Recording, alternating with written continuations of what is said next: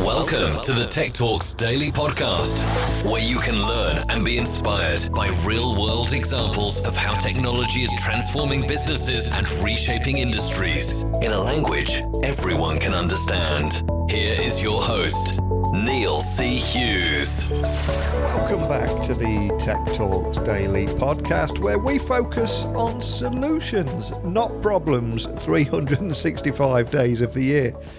And I try and bring you stories that will inspire, educate, and maybe even entertain on occasion too. So the current narrative out there, wherever you're listening to this podcast, is all about businesses being forced to work remotely and the challenges that they are facing. But I wanted to turn that on its head because it got me thinking, what about all those companies out there that were built on remote working? Wouldn't it be interesting to get that side of the story too?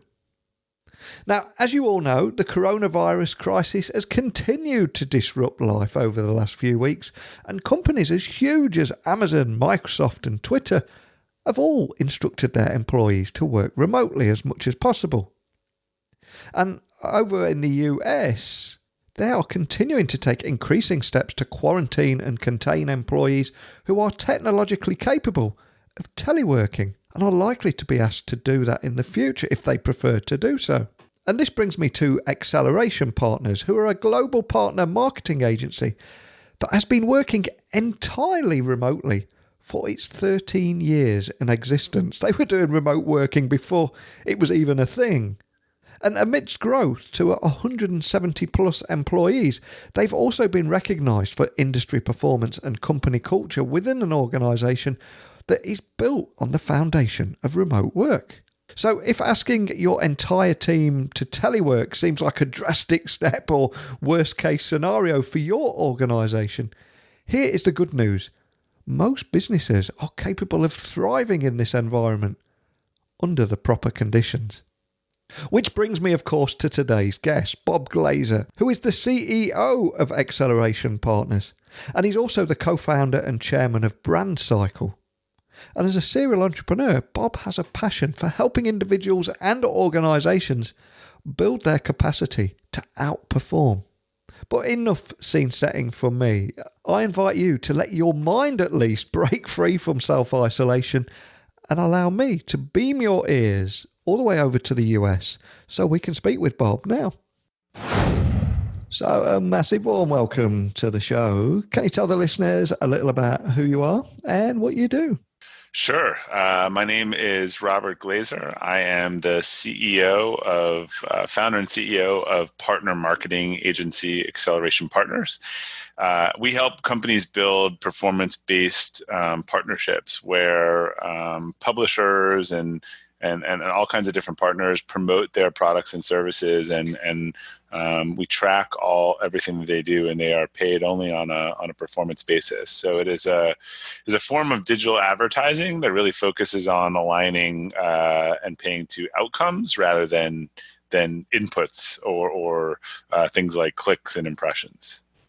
And what are the main pain points that you solve for your customers, and what makes Acceleration Partners different from all the other companies out there? Yeah, so the main pain point that we solve, they're looking for new customers and they want to get them cost effectively. So if a company knows that, a new customer is worth $100 to them and they can pay $20 for that customer, they tend to be doing a lot of different channels where they're paying money up front and then they're seeing whether it hits their tolerance level. Our model is a little different, where we can go to the world and say, hey, a new customer that delivers $100 in revenue is worth $20 to this company, and they will pay you for that, and set it up so they don't end up too long or too short, and they're right on budget to acquire customers. Since for most brands, it's not actually the company that has the better product or service. It's the one that has figured out how to get customers on a cost-effective basis that is sustainable in the long run. And of course, during the global pandemic, both on this side of the pond and yours, many people are going to be working from home every day at scale for the first time. Some are going to be struggling to ignore the TV. sitting, Yeah. getting comfy on the sofa, or randomly walking up to the refrigerator and opening it every 30 Yeah, minutes. don't do that. I've already gained 5 pounds at least.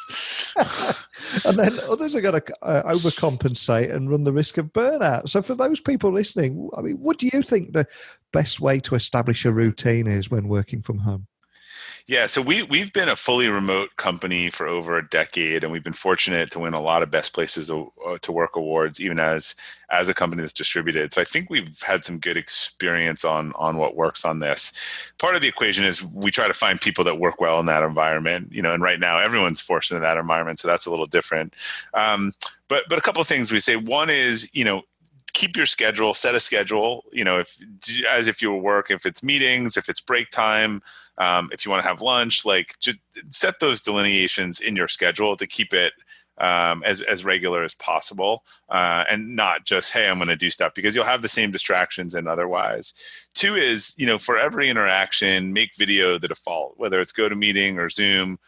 Even for 5-minute conversations, that human connection and seeing how people are doing is important. You can, in person is ideal. I think video gets you 3/4 of the way there. Like, I can see when I'm talking to someone whether they're stressed or at ease, and that helps guide the conversation. And then the last one, which is tough now, but I think it's even psychological make it work, but is setting physical boundaries. So if you don't have an office, pick your workspace and pick your play space or home space, and don't mix them. So even if you're working a little desk in the corner, have that be your workspace, leave your laptop there, and really don't go bring it into bed or use it in your room, because you're kind of going to blur the boundaries. Also, most of us need that transition time. A lot of times the commute, we don't realize it has this decompression time. So, after work, I always say that's one of the hardest things for me. So, if you're done working and it's dinner time, I mean, what I do is I take the dog and I just go walk him for 20 minutes, so that I can have a little bit of that transfer from space. And then at night, if you keep the devices where they should be, just that space shut down. Don't look at your computer unless you work in an emergency room, or you might be paged, or you're saving lives. You got to shut your brain down kind of an hour before you go to bed in order to wind down. Absolutely. And I'm a big believer in taking the dog for a 20-minute walk too, and so does my dog. So dogs are loving this pandemic. I'm telling you, my dog, he's walked every day. We never leave him anymore. I think he's going to have massive anxiety when this is over and we start leaving again. And the other thing we've got to talk about, of course, is holding meetings over the phone, which can feel like a complete waste of time. Yeah. Because, the personal connection is just not there, and all kinds of non-verbal communication gets lost. And there's just no way of knowing if the other person is even paying full attention or just mindlessly looking and scrolling down their phone. Right. So how should remote workers tackle that problem? Is it video calls or something completely different? So I think it is video. So video is the medium, because then you can tell it's much more engaging. You can see if they're playing games, usually if they're paying attention. The other thing is, I think you need to change your meeting design a little bit. Asynchronous meetings don't work very well on the phone or video, where someone's just talking and reporting information. For a while, we use a memo system where we send out updates that people need to know before a meeting, and then we use that meeting for interaction. So my general rule of thumb is a meeting should have equal distribution of participants. If someone is talking the whole time, it can be a memo, it can be an asynchronous video. You don't need to get 10 people together to just listen to a whole bunch of updates. So I'd really encourage companies to sort of bag the update meetings, send materials in advance, use video, and use that time to interact and discuss and debate. And do you have a tool of choice over there? Would Zoom be the natural option or something? Yeah, else? Zoom's good. GoToMeeting's good. Zoom has a breakout room function that's really helpful too, if you want to do small groups within a meeting. I think everyone who has not done this before is learning how to do it, even generationally. We use video so much that we're talking to someone who doesn't want to use video, we'll just put ourselves on video so they can see us. I mean, I've had people duck behind tables and stuff the first time the video went on.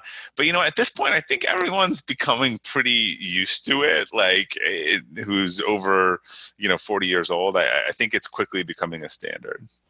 Absolutely. And I am curious, when we look at post-coronavirus and everyone's back in the offices again several months from now, I think a lot of people are going to be thinking and working differently. And do you think it's possible that when everyone is back in those offices, they start to think, actually, we don't need all those meetings we used to have? Do you think there'll be a change there? Yeah, a lot of my CEO friends, because they know we've been distributed for years, but they're worried that the jig is up once coronavirus, and people will realize that, they can do the work from home. And in some cases, if their kids aren't in the background screaming, like, it's actually less distracting. And that hour commute each way, the company gets an hour and they get an hour. So it had already sort of been disproven that the whole open office movement has actually been like a terrible distraction, and people are, wearing noise canceling headphones and stuff, because you need quiet and space to work. So I do think people are going to be smarter. I think they're going to think about what are the essential meetings, what are, you can probably cut most of them down in time. What is the cadence they need? What can people do from home, particularly with office space, although it may be getting cheaper. And you talk about London or these cities and, $100 a square foot or crazy stuff like that. I don't think if a company's 100 people, I'm guessing it might have seats for 50, and it will understand that people will come in on certain days and they'll work from home from certain days. I think we're really going to rethink a lot of how we work and meet. And we've all heard about the people that are going to be remote working for the very first time, but you guys have been doing this for some time. So I'm curious, what are your biggest challenges at Acceleration Partners in the last few weeks, and how are you overcoming them? Is it different to other businesses? Yeah, so I mean, we got a head start, but we have some rules, and part of being in the minority on that is we've always had rules about the calls and decorum and how you show up and what you look like and what your space looks like. I think we've had to relax those, and I think everyone's in the same boat, understanding from a client, or the client's going to have their kids running around in the background. So in some ways, it's a little more normalized and humanized the situation. But we were ahead on some things. I think the hardest thing, a lot of the reason why people come work for us and they like the flexibility, is we have a lot of people with kids and family and who value flexibility. So particularly with people who have young kids home, I mean, it's hard. There's not an easy answer to that. If you've got two parents trying to do work, my kids are older and can self-entertain, but if you have a 1 and a 3-year-old, I mean, it's really hard. So we're trying to communicate with people, understand where they need breaks, get people to cover each other, and just be good teammates. And of course, this is a period of uncertainty, and many people are feeling overwhelmed and daunted, and some might even just take their foot off the gas for a few months. But for me, the really interesting thing is what happens on the other side, and how quickly can you come out of the traps and get that early advantage. So do you have any advice for business leaders on how they could be using this time to actually hit the ground running when things change for the better?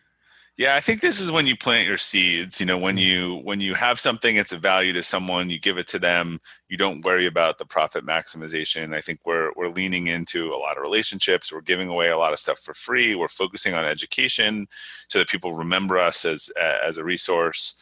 And, we're also seeing like who's shining during this time and who might you not want on your team, coming out on the other side. So as you think about cutting back things and expenses, and it's amazing how quickly you realize, like, oh, was that essential, or did we need that? Or scarcity is necessity is the mother of all invention. And already we've rethought a lot of things that we're doing, processes, conferences that we went to, and questioning like whether it actually had the value that we had. So it's nice when you're forced, like one of the exercises is someone on our team went through every recurring piece of software that we had that was built, and just made sure everyone was still using it. And we removed a ton of software and expenses and stuff that people weren't even using. And it was $2 here, $2 there per seat per month, but it added up. So when we come out of it, that's profit that we can use to invest elsewhere. And as people are starting to think differently, wanting to work differently, I quickly look at you guys and see how you're helping businesses focus on better people, better processes, and better performance. It almost feels like the planets are aligning to a certain degree, because you're perfectly positioned here, aren't you? Yeah, I mean, we're that's our methodology. We're trying to find the best people. Actually, better people are going to become available to us because some great people, have been let go by organizations that are in trouble. As I mentioned, we're really looking at all of our processes and systems, and our whole model is focused on performance. And while there's some dislocations now, I actually think advertising and online marketing coming out of this is even going to move faster towards paying for performance and outcomes, because I think that's where it's going, and you're going to have lots of new companies, like all these delivery companies online, and the whole delivery business is going to explode, and they're going to be looking to find delivery people and customers, and this is going to be a great model for them. And as this is a tech podcast, what excites you about the future and how emerging technologies and innovation will help you enhance not just what you do, but what your clients do too? Yeah, I mean, so we've been investing a lot in technology. The problem is it's kind of like construction in a boom, right? It's really slow and really expensive to get anything done because no one's available. So I'm excited that I think there's just going to be more resources. I think prices are going to come down. Again, even the small stuff you want to do, I equate it similar to, you have a little bathroom and the contractors give you crazy prices because no one wants to do a little bathroom. They'd rather do a house. We've seen the same thing with technology. Some of the things that we've wanted to do, the prices just keep moving up. Everything's expensive. I think there'll be a reset there, and we'll really be able to lean into some of the enabling tech systems that we've been building and doing to help us deliver our services in a more efficient way. And you certainly seem to be busy at the moment. So before I let you go, I've got to ask, is there anything else you can share with everyone listening about the road ahead for Acceleration Partners? Yeah, look for everyone. I think the road ahead is going to be a little bit bumpy, like the next couple months. I think though this is the time when you lean into your team, you lean into core values, and you set yourself up to come out even stronger on the other side. So we're here to help. We're here to help companies understand the model, what performance looks like, how they can make the shift. We're doing I've made my book, Performance Partnerships, 99 cents on Kindle because it was too hard to actually make it free. So we're really getting everyone focused on how this business model can help them, and we think in turn that will create opportunity for us months and years down the road. Well, I'm going to be following what you guys are up to very closely over the next few months, and maybe get you back on the podcast when we get over onto the other side and see how things are going. The I survived versions, hopefully. Yeah. But before I do let you go, can you just remind everyone listening where they can find Acceleration Partners online and contact your team if they need to? Sure. Yeah, it's probably easy. We're accelerationpartners.com. You could probably Google it, and it's easier than trying to type it into search. But we have a resources section. As I mentioned, tons of free material, blogs, case studies, podcasts, and stuff that people can just learn and get educated on. And we're happy to share that with everyone. Well, a huge thanks for coming on today. Like you said at the very beginning of this podcast, you've led a large team of remote employees effectively for over a decade. So I'm sure you've learned so much in that time. Obviously, I'll get you back on in a few months and find out how things are going. But thanks for coming on today. Would love to join. Thanks so much.